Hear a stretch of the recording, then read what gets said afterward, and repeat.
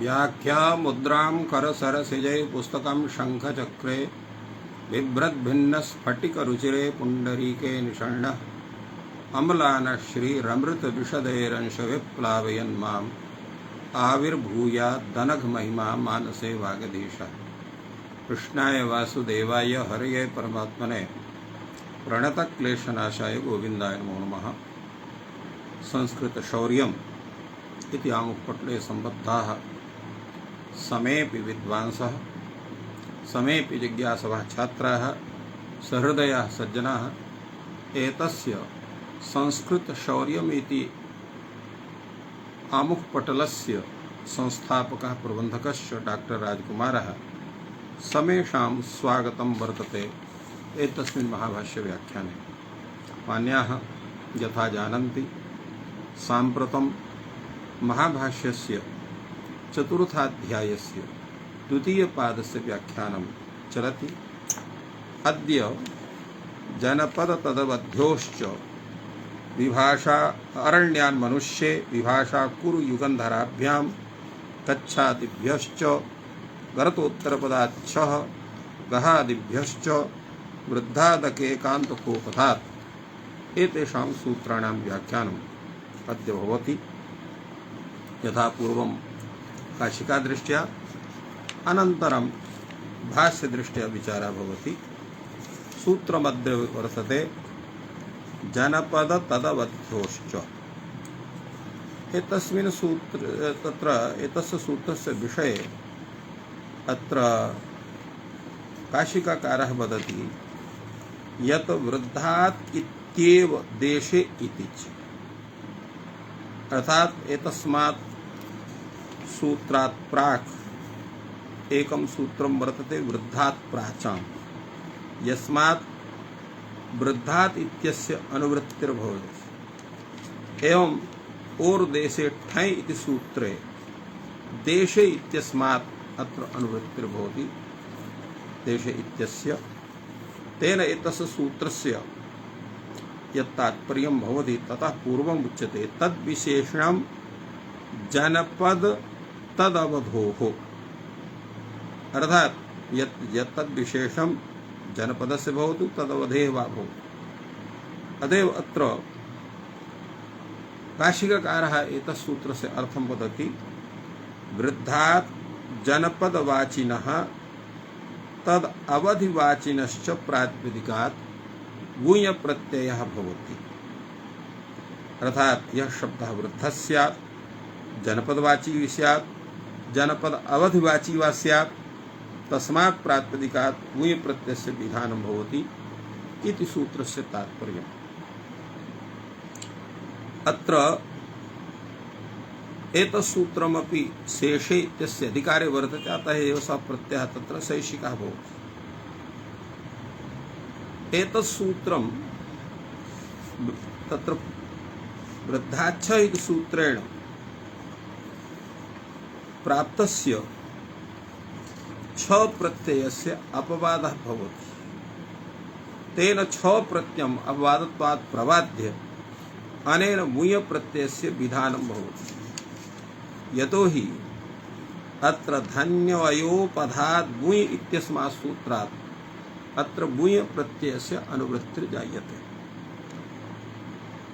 अतः अत्र यः वृद्धः जनपदवाची अथ च तवदिवाची शब्दः वर्तते तथा भूतात् प्रातिपदिकात् मूय प्रत्ययः भवति स च शैषिकः एवं रूपेण एतस्य सूत्रस्य अर्थः अत्र विहितः।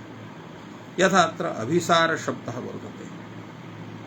अत्र अभिसार शब्दात् अत्र मूय प्रत्ययः भवति। तेन अत्र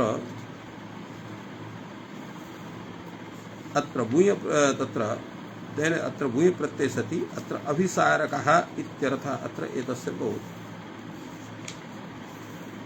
अत्र शेषे इत्यर्थस्तस्यैव, किन्तु अभिसारं गच्छति एवं रूपेण एतस्य प्रयोगः अत्र करणीयः। तेन अभिसारं गच्छति इति अभिसारकः, आदर्शं गच्छति इति आदर्शकः, एवं रूपेण अपि एतस्य प्रयोगस्य स्थितिः अत्र भवितुमर्हति।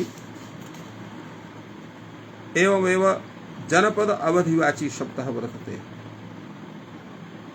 अत्र औपुष्टकः, श्यामानकः, औपुष्टे तत्र ओपुष्ट इति शब्दः कश्चन जनपद अवधिवाची वर्तते। एवं श्यामायन इति शब्दः कश्चन जनपद अवधिवाची वर्तते। तत्र भूय प्रत्यय कृते सति औपुष्टकः श्यामानकः इति प्रयोगः भवति। अत्र काशिकाकारः वदति तद अवधेः अपि जनपद एव गृह्यते न ग्रामः। अवधित्वेन तदवधित्वेन जनपदस्य ग्रहणं भवति, कस्यचित् ग्रामस्य ग्रहणं न भवति। तत्र प्रश्नः भवति किमर्थं तर्हि ग्रहणं वर्तते। अत्र तदवधेः अपि जनपदः एव गृह्यते न ग्रामः, तर्हि किमर्थं तर्हि अत्र ग्रहणं वर्तते। तदवध्योः इत्यत्र तत् इति शब्दस्य ग्रहणं किमर्थम् उच्यते बाधकबाधनार्थम्। यतोहि इतः तत्र अग्रे सूत्रं वर्तते गर्तोत्तरपदाच्छौ। तो गर्तोत्तरपदाच्छं बाधित्वा भूयेव जनपद अवधेः भवतु एतदर्थम् अत्र तदवध्योश्च इत्यतः तत्पदस्यापि कथनं वर्तते। फलतः अत्र प्रयोगः वर्तते त्रैगर्तकः। अत्र त्रिगर्त इति शब्दः अत्र वर्तते अवधिवाची। तत्र गुय प्रत्यय कृते त्रैगर्तकः इति जायते। तो एवं व्याख्यानं काशिका दृष्ट्या अत्र एतस्य सूत्रस्य काशिकाग्रन्थे वर्तते।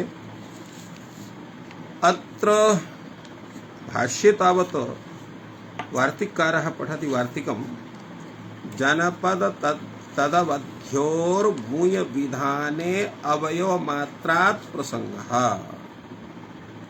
जनपद तदवध्योः भूयः प्रत्ययस्य विधाने अवयवमात्रात् प्राप्नोति।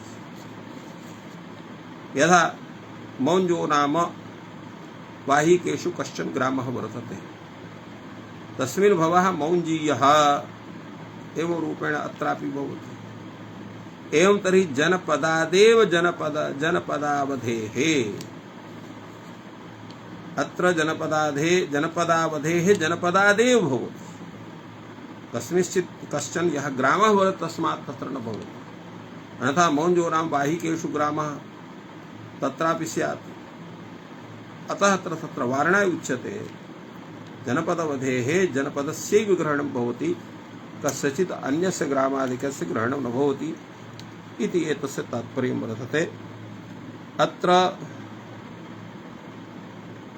सामीपिकं इति रूपेण अधिकरणं तत्र बाह्यग्रामेभ्यः इति अत्र ठक्ठियो इत्यस्य तत्र प्रयोगः न भवति इति अत्र तथा विचारितं वर्तते।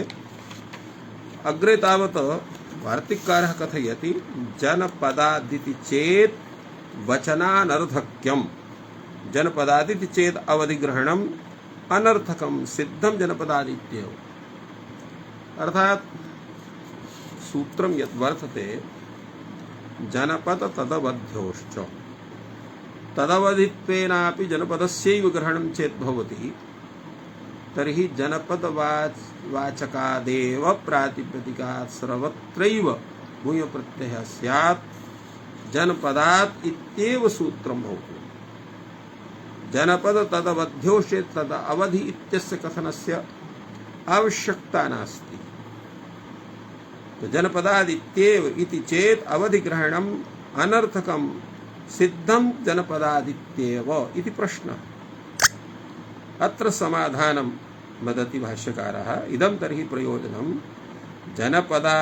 जनपदावधेः भूयेव यथा स्यात् यद् अन्यत् प्राप्नोति तन्मा भूदिति। तात्पर्यं किमस्ति? यदा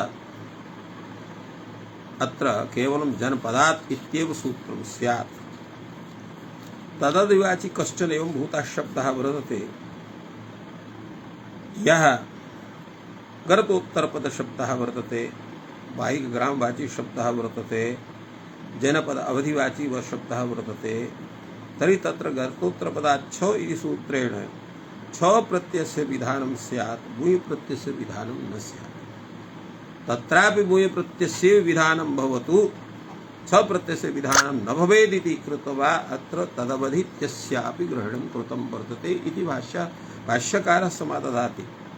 कथयति च भाष्यकारः इदं तर्हि प्रयोजनपदावधेः भूयेव यथा स्यात् यत् अन्यत् प्राप्नोति तन्मा भूदिति किं च अन्यत् प्राप्नोति छः गर्तोत्तरपदात् छ विधेः जनपदात् भूय पूर्वविप्रतिषिद्धम् इति वक्षति सपूर्वविप्रतिषेधः न पठितव्यः भवति। एवं रूपेण अत्र अर्थात् भूय प्रत्ययं पूर्वविप्रतिषेधेन प्रवाद्य अत्र छ प्रत्ययस्य विधानं स्यात् एतदर्थम् एतत् कथनं वर्तते। तो एवं गर्तोत्तरपदात् छ विधेः जनपदात् भूय विप्रतिषिद्धम् कक्ष सपूर्वविषेधो न पठितव्यः भवति। तो पूर्वविषेधः अत्र पठनीयः न भवति। स्वयमेव तत्र प्रत्ययः सिद्ध्यते न था पूर्वविषेधेन अत्र भूय प्रत्ययः भवति इति कथनीयं स्यात्। समाद्धेतोः एतल्लाघवं वर्तते तदर्थम् अत्र तदवधिति शब्दस्यापि अत्र सूत्रे पाठः वर्तते इति भाष्यकारः समाहितवान्। अग्रे तावत् सूत्रं वर्तते अरण्यान् मनुष्ये। अरण्यान् मनुष्ये इत्यस्य व्याख्यानं काशिकाकारः वदति यत्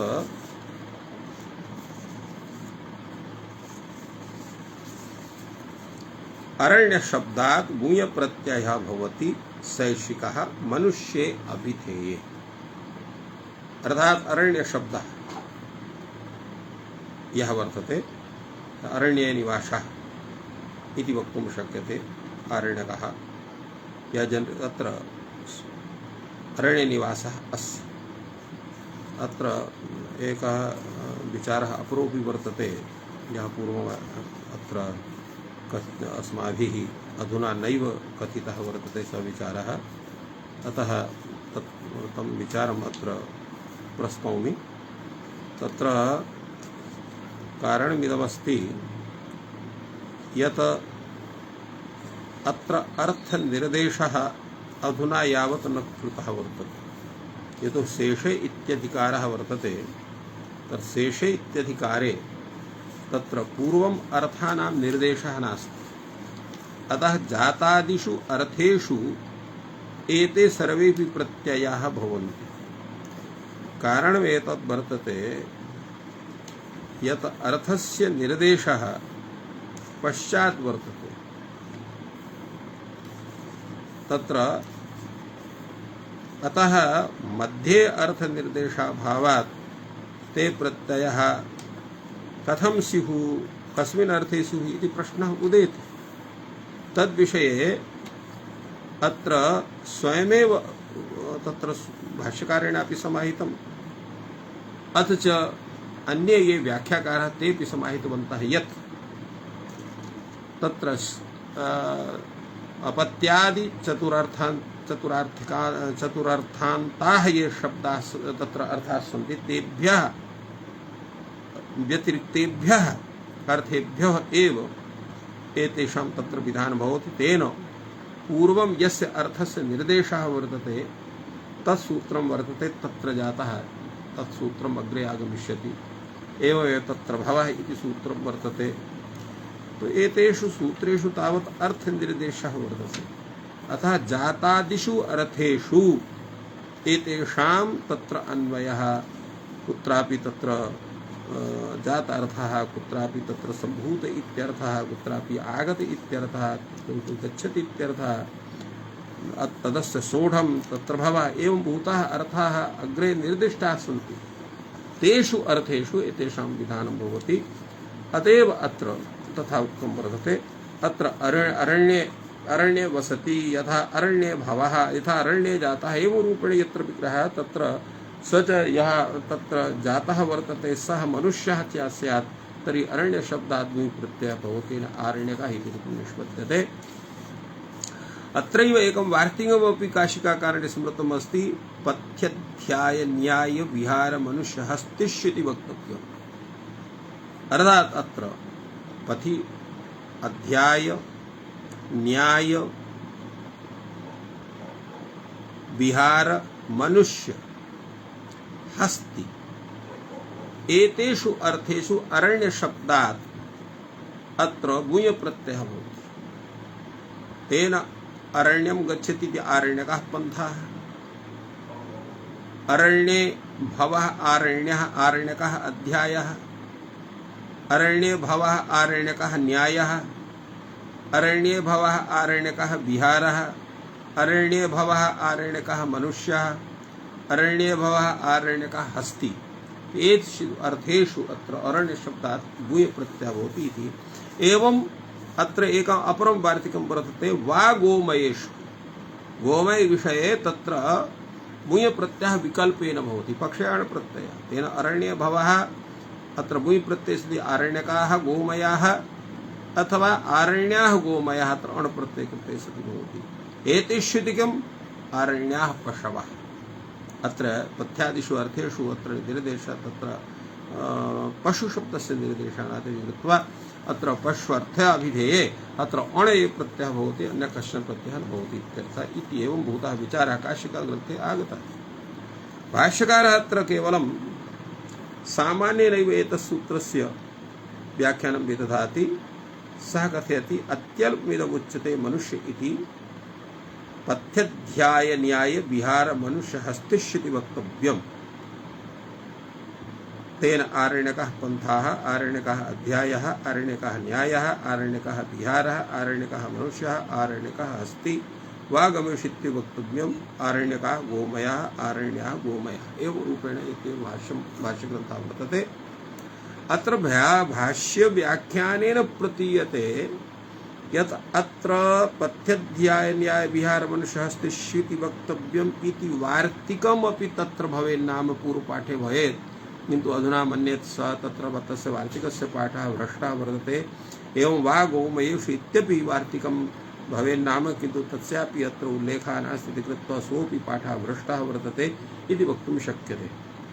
अग्रे तावत् सूत्रं वर्तते विभाषा कुरु युगन्धराभ्याम् इति सूत्रमस्ति। एतस्य सूत्रस्य विषये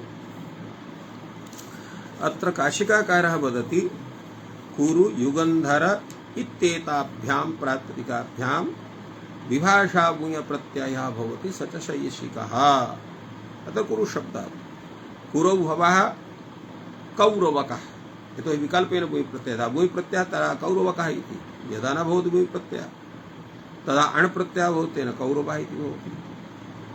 एवं युगन्धरे भवः यौगन्धरकः यौगन्धरः इति प्रयोगद्वयम्। यदा यदा भूय प्रत्ययः यौगन्धरकः इति भवति, यदा अण् प्रत्ययः तदा यौगन्धरः इति भवति। जनपद शब्दौ एतौ जनपद शब्दौ वर्तेते। ताभ्याम् अवृद्धादपि नित्ये भूय प्राप्ते विकल्पः उच्यते। अतः अवृद्धादपि इत्यस्मात् सूत्रात् अतः भूय प्रत्ययस्य प्राप्तिः नित्या आसीत्। अवृद्धादपि बहुवचन विषयात् इति सूत्रमस्ति। तस्मात् सूत्रात् तत्र नित्यः भूय प्रत्ययः प्राप्तः आसीत्। अनेन सूत्रेण स तत्र विकल्पितः अर्थात् विकल्पेन अत्र भवति। तेन अत्र कौरवः कौरवकः यौगन्धरकः यौगन्धरः इति रूपद्वयस्य सिद्धिर्भवति। कुरुशब्दः कच्छादिषु अपि पठ्यते। तत्र वचनात् अण् प्रत्ययः अपि भविष्यति इति कथनस्य आशा। सैषा युगन्धरार्था विभाषा।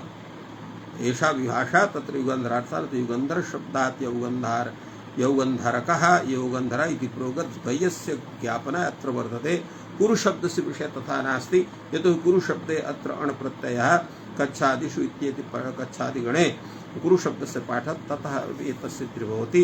मनुष्यतस्थयोर्कुरुशब्दान् नित्य एव भूय भवति। किन्तु मनुष्यशब्दः तत्रापि मनुष्यस्तस्थयोः मनुष्यस्तस्थयोस्तु कुरुशब्दान् नित्यं प्राप्नोति। यथा कौरवको मनुष्यः कौरवकमस्य हसितं। तो अत्र मनुष्ये मनुष्यस्थः मनुष्यस्थ या क्रिया तद्वाच्ये च अत्र नित्यः भूय प्रत्ययः भवति इति कथनस्य आशयः अत्र वर्तते। अग्रे तावत् एतस्य विषये अत्र प्रयोगः अत्र क्रियते गिराजी यत्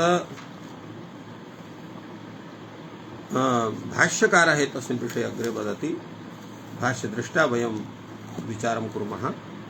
भाष्यकारः कथयति कुरुयुगन्धरेभ्यो वा वचनात् मनुष्यतस्थयोर्भूय विधानम्।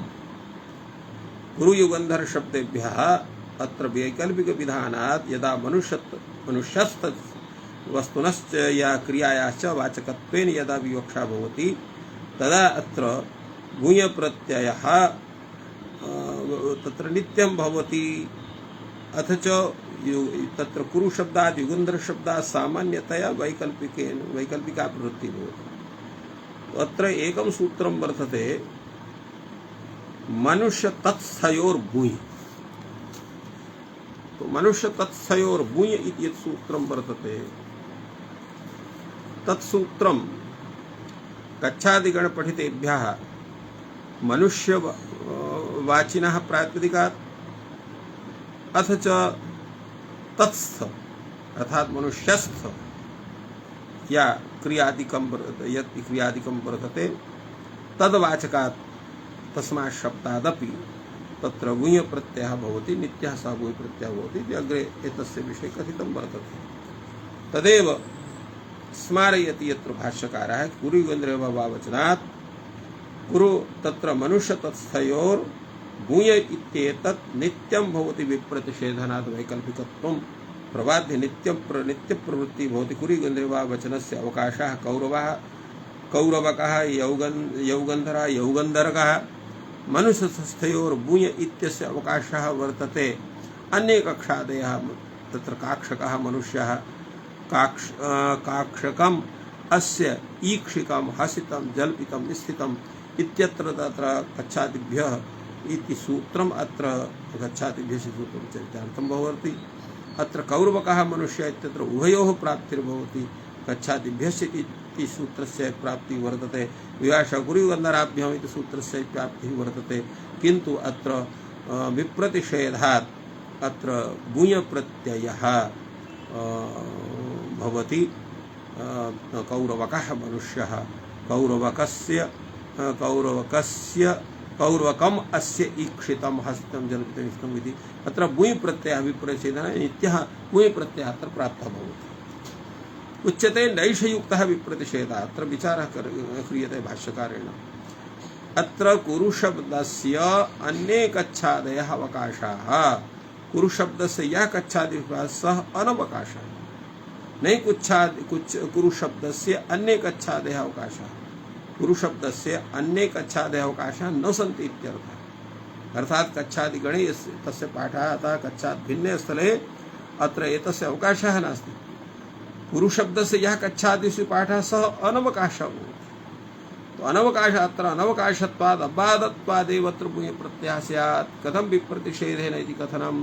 अतः तत् कथनम् उचितं। नहि खलु अपि कुरुशब्दः विभाषां प्रयोजति। कुरुशब्दात् वैकल्पिका प्रवृत्तिः अपि न भवति। न खलु अपि कुरुशब्दः विभाषां प्रयोजति। अनेन भूय कच्छादि पाठात् अण भविष्यति सैष युगन्धरार्थः विभाषा। तो अत्र कुरुशब्देन नत्र कुरुशब्दो विभाषा प्रयोजति। न खलु कुरुशब्दः विभाषां प्रयोजति। वैकल्पिकी तत्र प्रवृत्तिः न भवति। कथम् अत्र अनेन भूय अर्थात तत्र मनुष्य तत्स्थयोर्भूय इति सूत्रेण तत्र भूय प्रत्ययः स्यात्। कच्छादिगणे पाठाच्च अण प्रत्ययः स्यात् पर्यायेण। अतः अत्र विभाषा कथनस्य आवश्यकता एव नास्ति।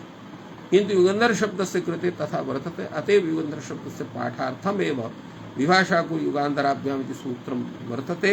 तत्र कुरुशब्दस्य पाठः अत्र तया रीत्या प्रत्याख्यातः भवति इति वक्तुं शक्यते।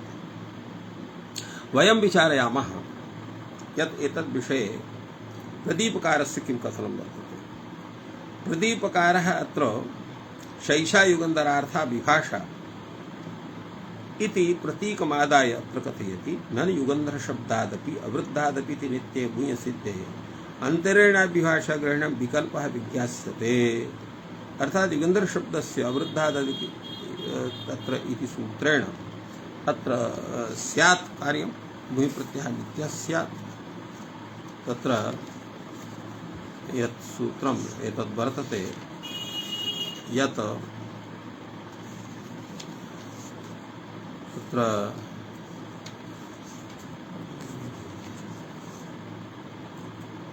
तस्मादेव सूत्रात् तत्र भूय प्रत्ययः सिद्धः भवति यतो हि तत्सूत्रं किं कथयति सूत्रं कथयति यद् वृद्धात् यः तत्र अवृद्धादपि बहुवचन विषयात् इति सूत्रस्य रूपं वर्तते अवृद्धादपि तत्र तत् कुरुशब्दः अवृद्धः वर्तते बहुवचन विषय कोऽपि वर्तते अतः अत्र स्वयमेव अत्र भूय प्रत्ययः स्यात् किमर्थम् अत्र कृतं वर्तते इति प्रश्नः युगन्धर शब्दादपि अवृद्धात् इति नित्ये भूय प्राप्ते सिद्धे अंतरेण विभाषा ग्रहणं विकल्पः अत्र विज्ञास्यते इति कैयटः संकते तद्विषये अत्र कैयटः स्वयमेव समाददाति नैतदस्ति युगान्धरात् नित्यः भूय अवृद्धात् इत्यनेन तु विभाषा इत्येवम् अपि विज्ञास्यते युगन्धरात् तत् नित्यः भूय प्राप्तः आसीत् अवृद्धात् इत्यनेन तु विभाषा इत्येवम् अपि विज्ञास्यते तस्मात् विभाषा ग्रहणम् अत्र कर्तव्यमेव इति अत्र भाष्य तत्र कैयटः अत्र समाहितवान् अग्रे सूत्रं वर्तते कच्छादिभ्यश्च कच्छादिभ्यश्च इति सूत्रविषये काशिकाकारः कथयति तत्र देशे अर्थे विवक्षते कच्छ गणपठितेभ्यः प्रातिपदिकेभ्यः देशवाचिभ्यः अणप्रत्ययः भवति स च शैषिकः भवति अयम् अणप्रत्ययः भूय आदेः अपवादः अत्र काच्छः अत्र सैन्धवः वार्णवः अत्र तत्र कच्छ शब्दात् कच्छ देशे भवः काच्छः सिन्धु देशे भवः सैन्धवः वृणु देशे भवः वार्णवः एवं अत्र वर्तते कच्छ शब्द अत्र न बहुवचन विषयः अतः तस्य मनुस्तस्योर् भूयर्थः पाठः अत्र वर्तते एवं विजापक शब्दः पठ्यते तस्य कोपधात्वादेव अणसिद्धे अत्र यद् ग्रहणं वर्तते तत्र उत्तरसूत्रेषु अनुवृत्त्यर्थं वर्तते कच्छादिगणे केषां शब्दानां पाठः इत्यपि अत्र काशिकाकारः वदति कच्छ सिन्धु वर्णु गंधार मधुवत कंबोज कश्मीर साल्व पुरु रंकु अणु खंड द्वीप अनूप अजवाह विजापक कुलून तत्र क्षम्यताम् अस्माभिः तत्र यानि उदाहरणानि पूर्वं दत्तानि आसन् तत्र वारणव इति विषये अस्माभिः वृणु इति शब्दः कथितः किन्तु अत्र वृणु इति शब्दः नास्ति वरुण इति शब्दः वर्तते वर्णु इत्यस्य वारणव इति रूपं तत्र साधितमस्ति आदिवृद्धस्यात् तत्र वारणु इति भवति ओर्गुणः इति गुणकृते सति वारणवः इति रूपं जायते तो अत्र एवं भूतः विचारः तत्र कच्छादिभ्यश्च इति सूत्रविषये काशिकाग्रन्थे अत्र विहितः वर्तते वयं पश्यामस्तावत् भाष्ये कीदृशः विचारः वर्तते तस्मिन् सूत्रे भाष्यकारः कथयति किमर्थं साल्वानां कच्छादिषु पाठः साल्वादीनाम् अत्र साल्वानां कच्छादिगणे पाठः किमर्थः विद्यते साल्वानां कच्छादिषु पाठः अणविधानार्थः अणप्रत्ययस्य विधानं स्यात् एतदर्थं कच्छादिगणे साल्वानां पाठः वर्तते अन्यथा किं स्यात् अन्यथा अण यथा स्यात् क्षम्यताम् अण यथा स्यात् अण प्रत्ययः स्यात् तर्हि कः प्रत्ययः अत्र प्राप्तः आसीत् वुञ् प्रत्ययः प्राप्तः आसीत् स न भवेत् वुञ् मा भूति अग्रे तावत् भाष्यकारः कथयति न वा अपदाति गोयवागु ग्रहणम अवधारणार्थम न वा एतत् प्रयोजनम् एतत् प्रयोजनं नास्ति अर्थात् सिन्धुदानाम् अत्र अणविधानं प्रयोजनं तथा नास्ति। तर्हि किं कारणं वर्तते? न च एतत् प्रयोजनमस्ति। किं कारणम्? अपदाति गोयवागु ग्रहणम् अवधारणार्थं भविष्यति। अत्र अपदातौ साल्वात् गोयवागोश्च इति सूत्रेण यस्य भूयि प्रत्ययस्य विधानं वर्तते, तो भूयः इति नियमात् अन्यत्र अण न भविष्यति इति विषये अत्र उक्तं वर्तते। अपदाति गोयवागु ग्रहणम् अवधारणार्थं भविष्यति। यत् अपदातौ एव साल्वात् भवति तर्हि ते अपदातौ एव स्यात्, पदातौ न स्यात्। गोयवाग्योरेव साल्वात् भवति, अन्यत्र न भवति इति ज्ञापनार्थम् अत्र साल्वादीनां पाठः कक्षादिषु वर्तते। एवं रूपेण समाधानम् एतस्य दत्तं वर्तते। अग्रे तावत् सूत्रं वर्तते गरतोत्तरपदाच्छः। गरतोत्तरपदाच्छः इति सूत्रविषये काशिकाकारः कथयति, अत्रापि देशे इत्यस्य अनुवृत्ति वर्तते। यतोहि गतोत्तर पदकं यत् प्रातिपदिकं तत् प्रातिपदिकमपि देशवाची एव स्यात्। गतोत्तरपदात् देशवाचिनः प्रातिपदिकात् छ प्रत्ययः भवति, स च शैषिकः भवति इति सूत्रार्थः काशिकाकारेण विहितः। एतत् सूत्रम् अण् प्रत्ययस्य अबाधः भवति। ते अतएव लिखितं वर्तते अणोपवादः। बाहिग्राम लक्षणं च प्रत्ययं परत्वात् बाधते। अत्र बाहिग्रामेभ्यश्च इति सूत्रेण प्राप्तं यत् यः प्रत्ययः तं प्रत्ययं परत्वात् प्रबाध्य अनेन छ प्रत्ययस्य विधानं क्रियते। यथा वृक गर्त इति कश्चन देशः वर्तते, तर्हि वृक गर्ते भवं वृक गर्तीयम् एवं शृंगाल गर्ते भवं शृंगाल गर्तीयम् श्वाविद गर्ते भवं श्वाविद गर्तीयम् एवं रूपेण गर्तोत्तर पदम् अत्र वृक गर्त शब्दः, शृंगाल गर्त शब्दः, श्वाविद गर्त इति शब्दः, एते सर्वेभ्यः एवं भूतेभ्यः सर्वेभ्यः गर्तोत्तर पदेभ्यः शब्देभ्यः देशवाचिभ्यः अत्र तत्र छ प्रत्ययः भवति। तेन वृकगर्तीयं शृंगालगर्तीयं श्वाविद्गर्तीयम् एते प्रयोगाः सिद्धाः भवन्ति। उत्तरपदग्रहणं बहुच पूर्व निराशात्। उत्तरपदग्रहणम् अर्थात् अत्र बहुगर्त इति शब्दः, अत्र बहुच गर्त शब्दात् बहुच प्रत्यासः, तर्हि गर्तोत्तरपदत्वं तत्र न भवितुमर्हति। अतः उत्तरपदग्रहणम् अत्र बहुच पूर्व प्रत्ययान्त बहुच पूर्व शब्दस्य निवृत्त्यर्थं वर्तते, बहुच पूर्व निरासार्थम्। अतएव बहुगर्ते भवम् इति विग्रहे अत्र गर्त शब्दात् अतिशयेन गर्तः इति बहुगर्तः अत्र बहुच प्रत्ययः वर्तते। अतः अर्थगर्तोत्तर पदत्वं तत्र नास्ति। फलतः अत्र बहुगर्ते भवः बाहुगर्तम् आड प्रत्यय कृते सति एतस्य निष्पत्ति भवति। एवं विचारः एतस्मिन् सूत्रे वर्तते काशिका दृष्ट्या।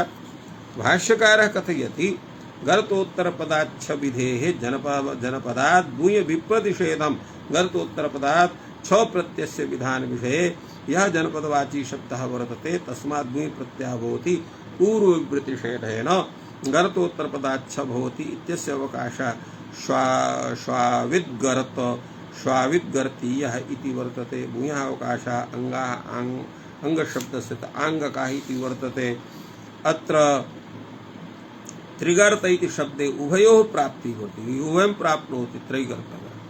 तत्र भूय प्रत्ययः पूर्वविषेधेन भवति, तेन त्रैगर्तकः इति उच्यते। स तर्हि पूर्वविषेधो वक्तव्यः प्रश्नः भवति, उच्यते न वक्तव्यः।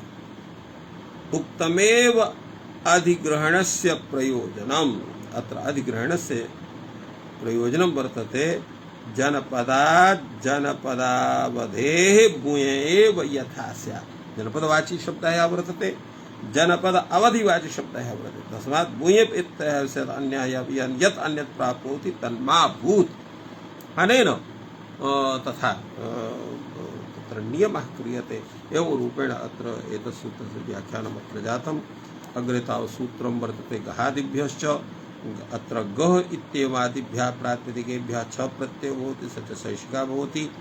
अयं छ प्रत्ययः अण् प्रत्ययस्य भवादः तेन अत्र गहे भवः गहीयः अन्तस्थे भवः अन्तस्थीयः एवं देशाधिकारेऽपि संभवापेक्षं विशेषण संभवापेक्षम यत्र संभवः वर्तते तत्रैव विशेषणं न सर्वेषां विशेषणं मध्य मध्यमं चाण् चरणे इति पठ्यते मध्य मध्यमं चाण् चरणे इति पठ्यते तस्य तात्पर्यम् अस्ति तस्य अयम् अर्थः काशिकाकारः स्वयमेव तम् अर्थं कथयति। अत्र मध्यशब्दः प्रत्ययसंयोगेन मध्यमम् आपद्यते अत्र मध्यशब्दः प्रत्ययसंयोगेन मध्यम इत्यस्य वाचकः भवति तेन मध्यमे भवः मध्यमीयाः चरणे तु प्रत्ययार्थे अण् प्रत्ययः भवति तेन माध्यमः इति भवति तदेतद् विशेष एव स्मर्यते पृथ्वी मध्यस्य मध्यम भावः पृथ्वी मध्यस्य तत्र मध्यम भावः प्राप्नोति। एवं अग्रे तावत् विचारः भवति अत्रैव चरणे प्रत्ययार्थे अण् प्रत्ययः भवति चरण विषये तु अण् प्रत्ययः अन्यत्र तत्र छ प्रत्ययः तेन अत्र मध्यमीयः छ प्रत्ययेन मध्यमीयः इति प्रयोगः भवति चरण विषये तत्र अण् प्रत्ययेन माध्यमः इति प्रयोगः भवति तदेतद् विशेष एव स्मर्यते पृथ्वी मध्यस्य मध्यम भावः तो पृथ्वी मध्यस्य मध्यम भावः तद्विशेषः अत्र उच्यते। चरण शब्देन निवास लक्षणः अण् चरण शब्दे निवास लक्षणः मध्ये निवसति इति मध्यमः एवं रूपेण मुख पार्श्वतसोर्लोपश्च मुख शब्दात् पार्श्व शब्दात् अत्र छ प्रत्ययः भवति तो मुख पार्श्वतसोर लोपस्य मुख शब्दात् पार्श्व शब्दात् मुख शब्दः पार्श्व शब्दः कीदृशः भवति तर्हि तसन्तः भवति अर्थात् तस्य प्रत्ययान्तः भवति तेन अत्र तसन्तात् मुख शब्दात् पार्श्व शब्दात् अत्र छ प्रत्ययः भवति अन्त्यस्य लोपश्च भवति तेन मुखतः भवति मुखतीयं पार्श्वतः भवति इति पार्श्वतीयम् एवं रूपेण एतेषां व्यवहारः एवं अग्रे तत्र वार्तिको भवति कुक् जनस्य परस्य जनकीयं परकीयं तो जन शब्दात् पर शब्दात् अत्र छ प्रत्ययः भवति तत्र कुक् इति आगमः भवति प्रकृतेः तेन जनस्य जने भवः जनकीयं परे भवः परकीयं देवस्य चेति अदेव शब्दादपि अत्र छ प्रत्ययः कुगागमश्च तेन देवे भवः देवकीयं वेणुकादिभ्यश्छण वक्तव्यः वेणुकादिगण पठितेभ्यः शब्देभ्यः अत्र क्षण प्रत्ययस्य विधानं भवति वेणौ भवः वेणुकीयं वैवकीयं औत्तरपदकीयं प्रास्थकीयं एवं तत्र माध्यमकीयम् इति प्रयोगः अत्र दत्तः सन् सर्वत्र छ प्रत्ययः अत्र गहादिगणे केषां पाठः एवं वेणुकादिगणे विषयेपि पाठविषये अत्र चिन्तनमस्ति तेन ग अन्तस्थ सम विषम मध्य मध्यमे मध्यमं चरणे उत्तम अंग भंग मगध पूर्व पक्ष अपर पक्ष अधम शाख उत्तम शाख समान शाख एक ग्राम एक वृक्ष एक पलाश ईश्वग्र ईश्विनी अवयस्यन्दी कामप्रस्थ खाडायनी कावेरणी शैशिरी शौंगी आसुरी आहिंसी आमित्री व्याडी वैदजी भौजी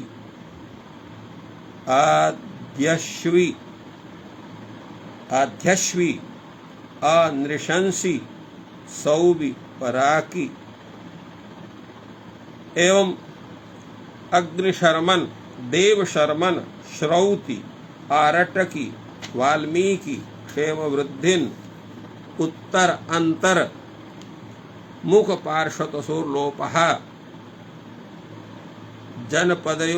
जनपरयोः कुक्च देवस्य च वेणुकादिभ्यः क्षण एतेभ्यः एवं रूपेभ्यः अत्र प्रत्ययविधानाय अत्र ग्रहणं भवति। इत्थं गतोर्गतोत्र पदाच्छः इति सूत्र विषये क्षम्यतां गहादिभ्यस्य सूत्र विषये अत्र व्याख्यानं जातम्। काशिका दृष्टि भाष्ये तावत् कीदृशः विचारः वयं पश्यामस्तावत्। भाष्यकारः कथयति गहादिषु पृथिवी मध्यस्य मध्यम अभावः। पृथिवी मध्यस्य रूपं यद् वर्तते तत्र मध्यम अभावः अर्थात् मध्यम इति आदेशः भवति। पृथ्वी मध्ये वा मध्यमीया, तो पृथ्वी मध्य इत्यस्य स्थाने मध्यम इति आदेशः भवति। तेन मध्ये वा मध्यमीयः इतिवत् पृथ्वी मध्ये वा मध्यमीयः इति रूपं सिद्ध्यति। अर्थात् मध्यम भावः इति भवति पृथ्वी मध्ये इत्यस्य स्थाने। चरण शब्देन निवास लक्षणोण भवति। चरण शब्देन अत्र निवासस्य ग्रहणं भवति।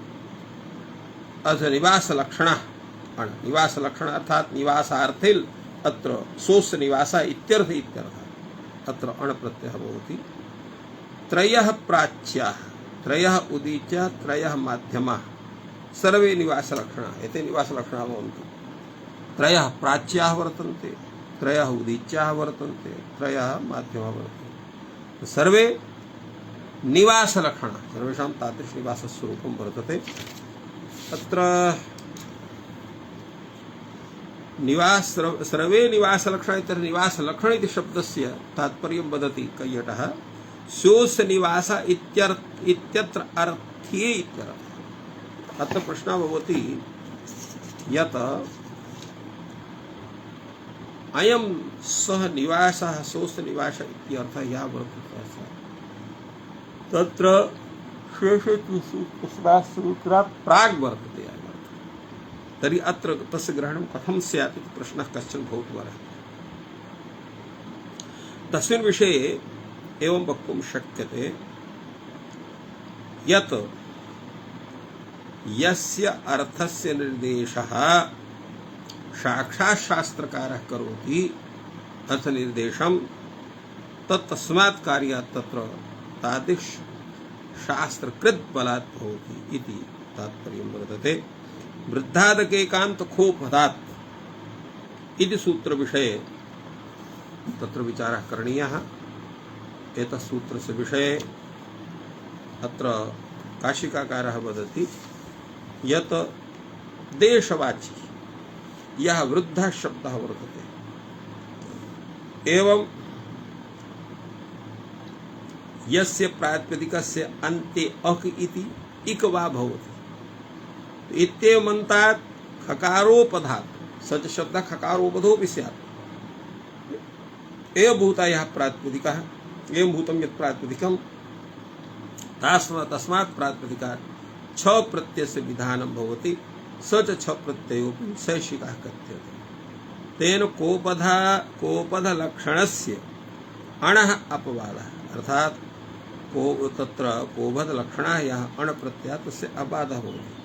बाहिग्राम लक्षणस्य च प्रत्ययस्य बाहिग्रामस्य अत्र बाहिग्राम लक्षणस्य च प्रत्ययस्य अत्र विषये अत्र विचारः भवति। यत्र बाहिग्राम लक्षणः यः प्रत्ययः रूपधेतोः प्राचाम् इति च एवं अकान्तात् तावत् आऋणक द्रौगणक एवं अत्र इकारांत शब्देषु अश्व कथिन साल मलि खोपद विषये अत्र कोटिशिखा तेभ्यः सर्वेभ्यः अत्र छ प्रत्ययकृते सति कार्यं भवति। तेन आयुमुखिम् एवं अत्र अयो मुखम इति आयो मुखीयम एवं रूपेण अत्र एतेभ्यः शब्देभ्यः अत्र छ प्रत्ययः कृता वर्तते। अकेकांत ग्रहणे कोपद ग्रहणम सौसुकाद्यर्थ। अकेकांत अत्र सूत्र वृद्धात् अकेकांत खोपधात् इति कथनं वर्तते। तेन अकेकांत शब्देन कोपधस्य ग्रहणं भवति। तत्र सुसुक इति शब्दः वर्तते। तो सुसुके वा सौसुकीयम, मुसुके भवः मौसुकीयम, इंद्र वेणु भवः इंद्रुवैणकम।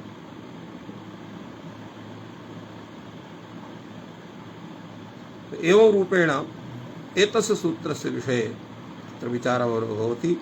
अग्रे तावत् अत्रैव अपरमपि तत्र एकम् उदाहरणं वर्तते इन्द्रवेणु इति शब्दस्य। तस्य ऐन्द्रवेणुकीयम् इति भवति।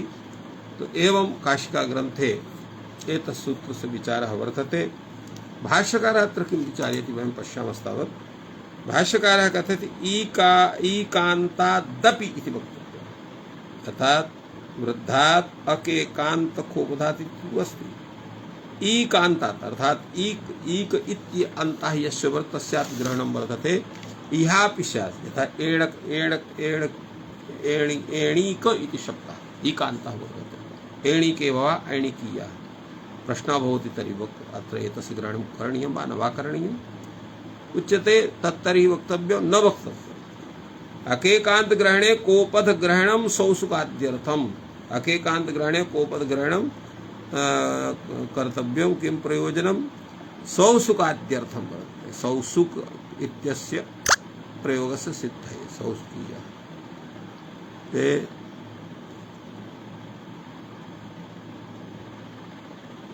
अग्रे तावत् उच्यते अकेकांत ग्रहणे कोपद ग्रहणं कर्तव्यम्। अकेकांत ग्रहणे एव कोपद ग्रहणं करणीयम्।